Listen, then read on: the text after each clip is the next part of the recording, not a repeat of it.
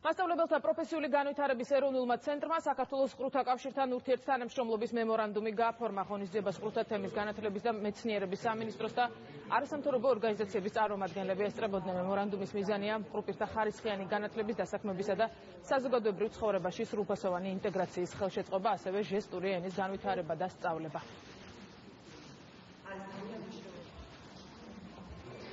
ეს გულისხმობს მოდულების შექმნას, ჟესტური ენის სწავლების მოდულების შექმნას, ამ მოდულებით იმ პირების გადამზადებას, ვინც ასწავლის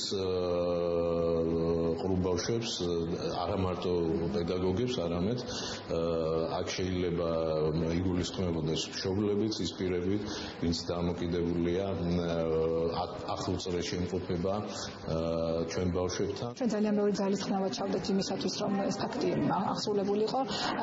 ინვესტიცია როგორც ფულადი, ასევე მეთოდოლოგიური თვალსაზრისით ჩადებული ნორვეგიელების მხრიდან და ვითარდება, ასე ვთქვათ, ქართული ჟესტური ენა და ვითარდება სხვადასხვა ჯგუფი, რომელსაც ჭირდება ამ ენის, ასე ვთქვათ, მოხმარება.